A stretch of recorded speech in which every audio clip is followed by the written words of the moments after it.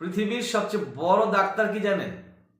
Doctor. আপনি অসুস্থ হচ্ছেন, আপনার শরীরে দুর্বল হচ্ছে, বিভিন্ন সময় বিভিন্ন ধরনের প্রবলেমে আপনি পড়তেছেন, আপনাকে ডক্টরের কাছে যেতে হচ্ছে। পৃথিবীর সবচেয়ে বড় ডাক্তার আমি আজকে জানাই দেবো আপনাদেরকে। আপনাকে কোনো টাকা খরচ করতে হবে না, কোনো অর্থ খরচ করতে হবে না।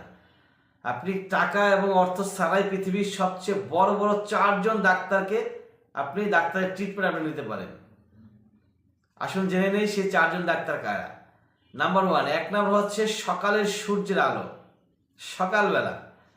সকালবেলা যে সূর্য ওঠে সে সূর্যের আলো পৃথিবীর সবচেয়ে বড় ডক্টর।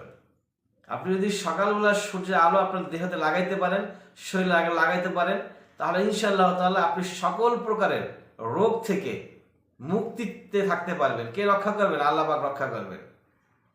এবং নাম্বার 2 নাম্বার, সকালবেলা হাঁটা বা সকালবেলা ব্যায়াম করা। সকালে, ওখানে সকাল বলতে কোনটাকে বোঝায়? সকাল বলতে তো আমরা 12টা পর্যন্ত সকাল মনে করি না, সেই সকাল না, ফজরের পরে যে সকালটা হয়, সূর্য যখন নতুন সূর্য ওঠে, দিনের শুরুতে যে সূর্যটা ওঠে শুরুর দিক দিয়ে, সে শুরুর দিকে আপনাকে ব্যায়াম করতে হবে, হাঁটতে হবে, দৌড়াদৌড়ি করতে হবে, লাফাইতে হবে, খেলাধুলা করতে হবে। ওই টাইমে যদি আপনি ব্যায়াম করতে পারেন, হাঁটতে পারেন, দৌড়াইতে পারেন, ইনশাআল্লাহ তাআলা সেই সকালের ব্যায়াম, সকালে হাঁটা আপনাকে সকল প্রকারের রোগ থেকে রক্ষা করবেন। উসিলা হচ্ছে এগুলা রক্ষা করবেন কে? মহান রব্বুল আলামিন। 3 নাম্বার হচ্ছে পুষ্টিকর খাবার। সেটা কখন? সকালবেলা। পুষ্টিকর খাবার খেতে হবে, সেই খাবারটা হবে সকালবেলা। যেটাই বলতেছি আমরা সকালের দিকে চলে যাচ্ছে, তাই না? সকালবেলা আমরা অনেকেই খাই না, ঘুম থেকে উঠি 10টায়, 8টায়, 9টায়, তারপর কোনো রকমের দাঁতটা ব্রাশ করে আমরা আমাদের নিত্য দিনের যে কাজ সেই কাজে লেগে পড়ি। সকালবেলা আমরা খাই না, অথচ সকালবেলা আপনাকে খেতে হবে সর্বোচ্চ পরিমাণে।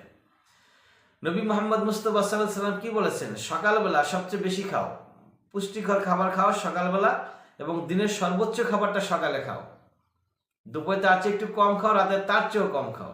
বর্তমান ডক্টর, বিজ্ঞান কি বলছে? বিজ্ঞান একই কথা বলতেছে যে সকালবেলা পুষ্টিকর খাবার খান, বেশি খাবার খান, যতটুকু আপনি খান প্রতিদিন তার সর্বোচ্চ খাবারটা আপনার সকালে থাকতে হবে, এবং লাঞ্চে আর একটু কমায় দিবেন, ডিনারে তার চেয়ে আর একটু কমবে। এটা বিজ্ঞান বলছে।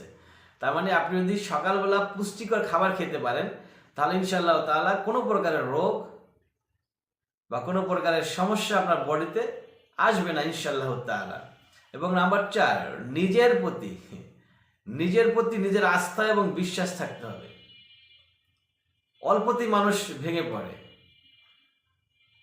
আপনার জ্ঞানীগুণী ব্যক্তিরা বলছেন, আপনি টাকা হারিয়ে ফেলেছেন, মানে টাকা নাই হয়ে গেছে, আপনার কিচ্ছু নাই হয় নাই।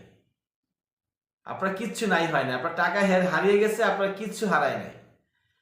আপনার দেহ, আপনি অসুস্থ হয়ে গেছেন, প্রবলেমে পড়ে গেছেন, আপনি সামান্য ক্ষতির মধ্যে আছেন। আর যখন আপনার ক্যারেক্টার লেস হয়ে গেল, আপনি সম্পূর্ণভাবে ধ্বংস হয়ে গেলেন। তার মানে যতক্ষণ না পর্যন্ত আপনার ক্যারেক্টার, আপনি যদি চাইলেই আপনার ক্যারেক্টার নষ্ট হবে, এটা অন্য কেউ নষ্ট করতে পারে না। ক্যারেক্টার সম্পূর্ণ যার ব্যক্তিগত ব্যাপার। চরিত্র, এই চরিত্র চাইলেই অন্য কেউ আপনার নষ্ট করতে পারবে না। অতএব যতক্ষণ না পর্যন্ত আপনার দেহ আছে, আপনি নিজের উপর বিশ্বাস রাখুন, আস্থা রাখুন। আমার কিচ্ছু হয় নাই, আমার টাকা হারাইছে তো কি হয়েছে, আবার ইনকাম করব।